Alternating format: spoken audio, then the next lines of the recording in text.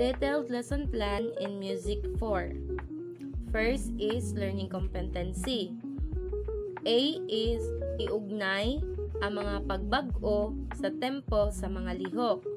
Sunod kay isundog ang paglihok sa mga hayop. Ang objectives kay una, kinahanglan na makaila ang mga grade 4 students kung unsay kalahian sa hinay ug paspas nga tempo pamaagi sa beats ug movements. Sunod kay ipakita sa mga grade 4 students kung unsa kahinay ug kapaspas ang tempo pamaagi sa pagkopya sa mga lihok sa mga hayop. Ikatulo kay ipasabot sa mga grade 4 students kung unsa na ang tempo pamaagi sa gihatag na mga examples. Sunod kay ang subject matter.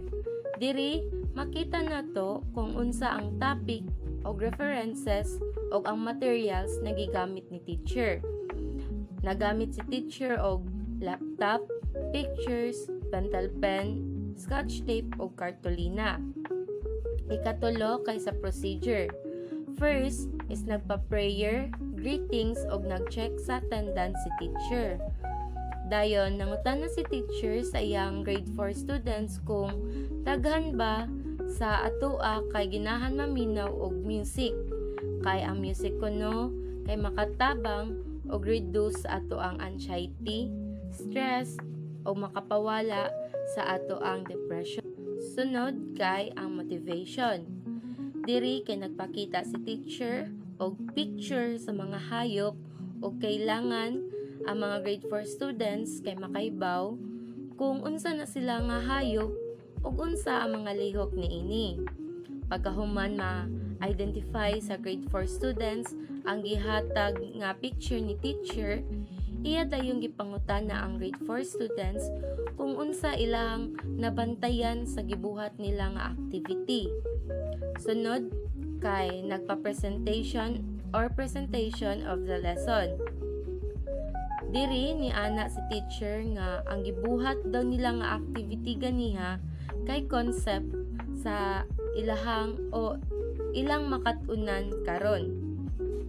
Nangutana dayon si teacher sa iyang grade 4 students kung unsa ilang lesson karon. Dayon pagkahuman kay nangutana si teacher kung unsa na ang tempo. Dayon ga-discuss dayon si teacher nga ang tempo kuno kay unsa kapaspason ug kahinayon sa musika ug ang tempo kuno kay makatabang sa mga composer sa pag-convey sa ilahang gibati kung intensity ba o relaxation. Ang tempo sad kuno kay naay tulo ka lain-lain klase sa kalihukan. Mao kini ang fast tempo, moderate tempo o slow tempo. Pagkahuman sa discussion, kay nagpa-activity si teacher. Nagpa-form siya og 5 ka grupo. Dayon, magpili ang mga student og usa ka leader sa ilahang grupo. Ang buhaton sa mga grade 4 students kay kopyahon ang lihok sa usa ka hayop nga gihatag sa ilaha, dayon ipakita kini atubangan sa klase. Ang una nga grupo kay maglihok nga mura og ibon. Ang ikaduha nga grupo kay maglayat nga murag iring. Ang ikatulo nga grupo kay mudagan og paspas sa iyang lugar nga mura og iro. Dayon ang ikaupat nga grupo kay magkamang nga mura og bao. Dayon ang ikalima nga grupo kay mulukso-lukso nga mura og rabbit. Sunod kay sa application. Sa application kay nagpakita si teacher sa iyang Dayon iyang gitunga og tulo ka grupo ang iyahang grade 4 students. Dayon naghatag siya og mga flashcards sa tulo ka grupo. Then kailangan makatag-an ang students kung unsa nga klase sa tempo ang ilang gamiton para makumpara ang lihok sa mga hayop. Dayon ipapilit kini atubangan or sa board. Dayon kailangan na mag-atbang ang usag-usa. Then magpili sila kung paspas ba, hinay ug sakto ra nga kapaspason. Sunod kay sa generalization.